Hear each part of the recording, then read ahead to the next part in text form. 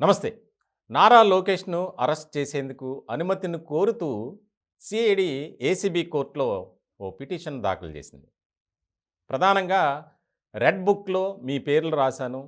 మా పార్టీ అధికారంలోకి వచ్చిన తర్వాత మీ సంగతి చూస్తాం అని కొన్ని సందర్భాల్లో లోకేష్ అన్నారని, దానికి సంబంధించి ఆయా పత్రికల్లో, అలాగే మీడియాలో వచ్చినటువంటి క్లిప్పింగ్స్‌ను ఆధారంగా చేసుకొని కోర్టులో సీఐడీ ఒక పిటిషన్ దాఖలు చేసింది.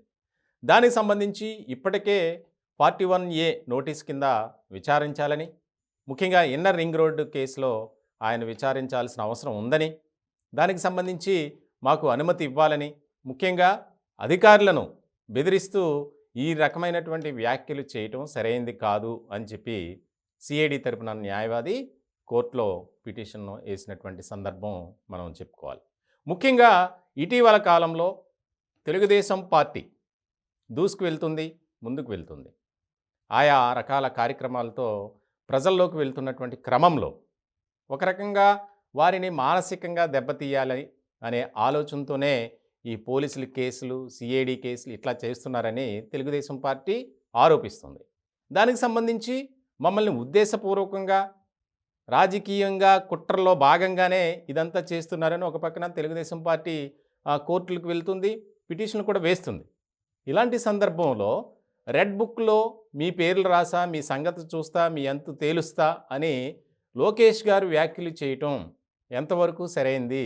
అది ప్రజాస్వామ్యబద్ధంగా లేదు అని చెప్పి పిటిషన్ దాఖలు చేశారు. దానికి సంబంధించి ఎప్పుడు విచారిస్తారు ఏంటనేది ఇంకా క్లారిటీ రానటువంటి పరిస్థితి. మొత్తానికి ఇది ఒక అంశాన్ని తీసుకొని 2 పార్టీల్లో, ముఖ్యంగా తెలుగుదేశం పార్టీ అలాగే వైఎస్ఆర్‌సీపీలో ఒక చర్చ అయితే బాగా జరుగుతుంది. ఇప్పటికే యువగళం కార్యక్రమం ప్రజల్లోకి వెళ్ళింది, విజయవంతమైంది. దానికి సంబంధించి జరిగినటువంటి కార్యక్రమం కూడా సూపర్ సక్సెస్ అయింది. ఎందుకనంటే అంతమంది జనం వస్తారని మేము కూడా ఊహించలేదు అని చెప్పి తెలుగుదేశం పార్టీ, జనసేన కూడా బహిరంగంగానే చెప్పినటువంటి సందర్భం. ఇలాంటి క్రమంలో ఇదంతా రాజకీయంగా బురద జల్లేందుకు, అలాగే ఎన్నో వ్యాఖ్యలు చేసినటువంటి వైఎస్ఆర్‌సీపీని వదిలేసి మమ్మల్ని టార్గెట్‌గా చేసుకొని మాట్లాడటం ఏంటని చెప్పి టీడీపీ శ్రేణులు కూడా వ్యాఖ్యానిస్తున్నారు. ఎందుకనంటే వైఎస్ఆర్‌సీపీలో కూడా ఒక పౌరుష పదజాలంతో, అసభ్య పదజాలంతో మాట్లాడినటువంటి సందర్భాలు కూడా ఉన్నాయి. ఒకవేళ వారు పిటిషన్ వేస్తే వైఎస్ఆర్‌సీపీలో ఉన్నటువంటి వారిని కూడా అరెస్ట్ చేయాలి అనేది ప్రధానంగా వస్తున్నటువంటి చర్చ. తెలుగుదేశం పార్టీ తరపున కూడా ఒక పిటిషన్ వేయటానికి కూడా రెడీ అయినట్లు మనకి సమాచారం అందుతుంది.